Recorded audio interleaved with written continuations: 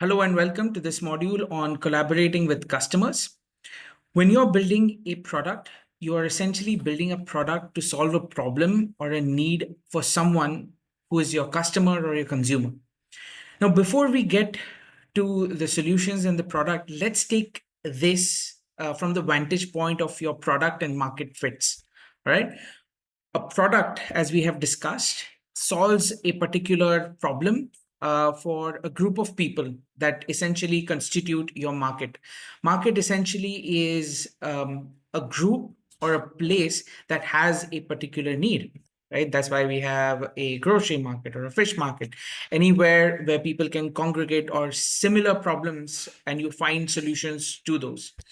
So, in that same regard, if we take a line between our product and market, the fit essentially comes where you have a problem that has a particular solution. So problems are generally going to be in your markets, right? They form in your market. So a certain group of people will have a certain problem. So most of your problems are going to be identified here.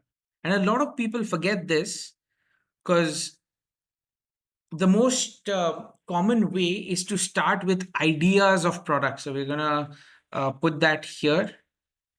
A lot of us start with just having ideas, or I have an idea for an app, or I have this idea for building this shampoo, or I want to make a certain type of bread, or I want to make a certain type of shoe. So all of this we generally think in terms of ideas of product, and then hope that there is a problem that they are solving, and that problem is a market, or there's a market for that problem, and a large number of people have that particular problem. That's generally the hope, but that doesn't guarantee you a product market fit or a problem solution fit.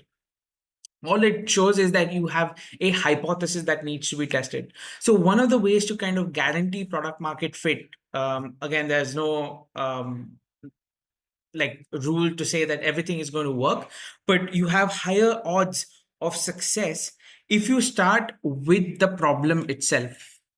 Correct.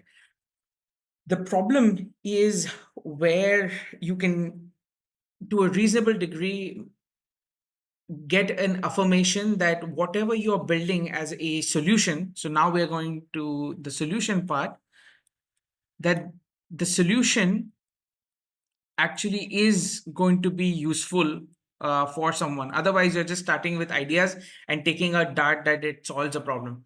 So, the way to do that is with identifying those problems. Now, let's come to the point of how we are kind of collaborating with the customers. You're going to collaborate with the customers by starting here with the people who have a certain problem. So you're going to start with the people who are already telling you that there is a specific problem. For example,